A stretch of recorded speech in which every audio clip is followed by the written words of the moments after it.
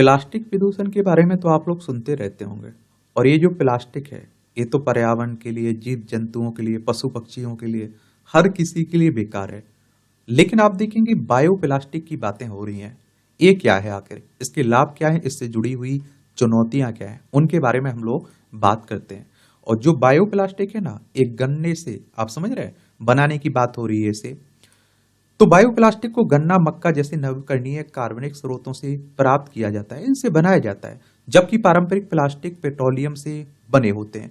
वे हमेशा बायोडिग्रेडेबल या कंपोस्ट करने योग्य नहीं होते हैं। जो प्लास्टिक बनाया जाता है ना पेट्रोलियम से, उसकी बात कर रहे हैं। और गन्ना, मक्का से जो बायोप्लास्टिक बनाया जाएगा, ये आसानी से गल जाएगा, कंपोस्ट हो जाएगा।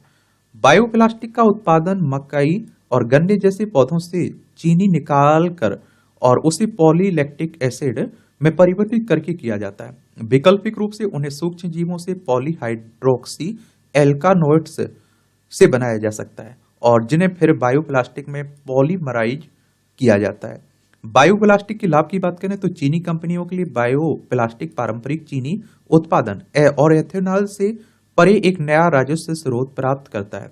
और बायोप्लास्टिक परियोजना से सालाना 1,700 करोड़ रुपए से 1,800 करोड़ रुपए तक की आय होने की उम्मीद है।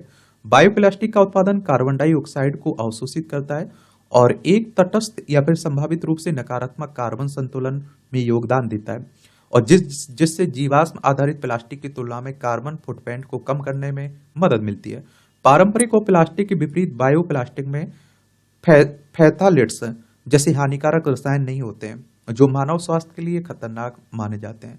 बायोप्लास्टिक पारंपरिक प्लास्टिक की तरह ही मजबूत और धारणीय होते हैं, और जिससे भी खाद्य पैकेजिंग, कृषि और चिकित्सा आपूर्ति जैसे विभिन्न अनुप्रयोगों में उपयोग के लिए आदर्श होते हैं। बायोप्लास्टिक उत्पादन के लिए नवीकरणीय संसाधनों के उपयोग से पेट्रोलियम जैसे गैर नवीकरणीय संसाधनों पर निर्भरता कम करने में मदद मिलती है।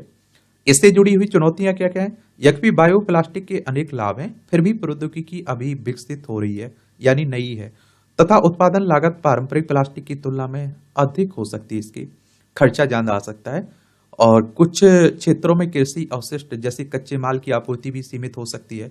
भारत की चीनी उद्योग को गन्ने की बढ़ती मांग को पूरा करना चिंता का विषय है, क्योंकि आप देखिए बायोप्लास्टिक उत्पादन चीनी और एथेनॉल की जरूरतों के साथ प्रतिस्पर्धा करता है। 2024-25 में चीनी उत्पादन में 4 मिलियन टन की अनुमानित कमी के साथ इन मांगों को संतुलित करना एक चुनौती होगी। बायोप्लास्टिक के लिए भविष्य का दृष्टिकोण। बायोप्लास्टिक उत्पादन प्रक्रियाओं और सामग्रियों में निरंतर नवाचार से लागत कम करने और मापनीयता में सुधार करने में मदद मिलेगी। बढ़ती मांग को पूरा करने के लिए कृषि अवशिष्ट और गन्ना जैसे कच्चे माल की निरंतर आपूर्ति सुनिश्चित करना महत्वपूर्ण होगा। और धारणीय उत्पादों और पैकेजिंग के लिए उपभोक्ता मांग, विशेष रूप से पर्यावरण के प्रति जागरूक बाजारों में बायोप्लास्टिक्स को अपनाने को बढ़ावा देगी।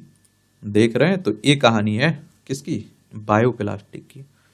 एक सामान्य जानकारी जरूर रखा करिएगा इस तरह के टॉपिक के बारे में, क्वेश्चंस आपसे पूछ लिया जाता है। धन्यवाद।